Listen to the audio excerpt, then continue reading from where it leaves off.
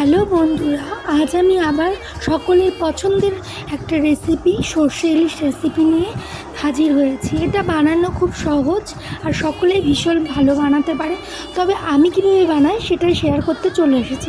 এখানে আমি নিয়ে নিয়েছি 8 পিস ইলিশ মাছ, আর এখানে আমি একটা বাটির মধ্যে নিয়ে নিয়েছি 2 চামচ সর্ষে গুঁড়ো আর 1 চামচ কাঁচা লঙ্কা বাটা দিয়ে কিছুক্ষণের জন্য এটাকে আমি ভিজিয়ে রেখে দেবো। এরপরে এদিকে আরেকটা বাটি নিয়ে নিয়েছি, তার মধ্যে আমি নিয়ে নিচ্ছি ছোটো চামচের 1 চামচ কাশ্মীরি লঙ্কার গুঁড়ো, 1 চামচ হলুদ গুঁড়ো আর 1 চামচ নুন দিয়ে এটাকেও আমি কিছুক্ষণ ভিজিয়ে রেখে দেব।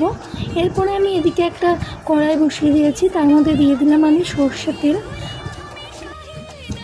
এদিকে আমার তেলটা খুব ভালো মতো গরম হয়ে গেছে। এরপরে ফোড়নে আমি দিয়ে দিচ্ছি কালো জিরে, 2টো শুকনো লঙ্কা। এরপরে আগের থেকে ভিজিয়ে রাখা মশলাটা আমি এর মধ্যে দিয়ে কিছুক্ষণ নেড়ে চেড়ে নেব।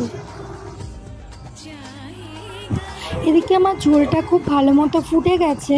এরপরে আমি এর মধ্যে দিয়ে দিচ্ছি ইলিশ মাছগুলো।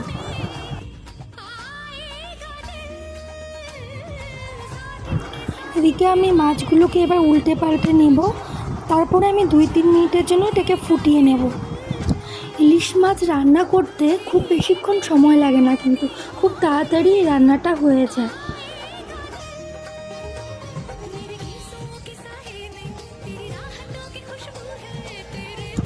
এদিকে আমার ঝোলটা খুব ভালো মতো ফুটে গেছে। এবার আগের থেকে ভিজিয়ে রাখা সর্ষে গুঁড়োটা এর মধ্যে আমি দিয়ে আরও কিছুটা পরিমাণ জল দিয়ে এটাকে কিছুক্ষণের জন্য আমি নেড়ে চেড়ে নেব।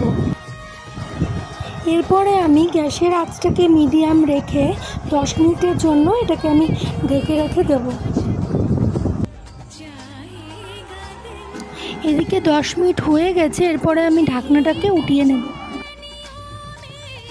এদিকে আমার মাছটা খুব ভালো মতো হয়ে গেছে। এরপরে কয়েকটা চেরা কাঁচা লঙ্কা আর সামান্য একটুখানি সর্ষের তেল দিয়ে কিছুক্ষণ ফুটিয়ে নিলেই তৈরি সর্ষে ইলিশ। এটা গরম গরম ভাতের সাথে সার্ভ করতে পারেন। তো কেমন হয়েছে আমার আজকের রেসিপি প্লিজ কমেন্ট করে জানাবেন।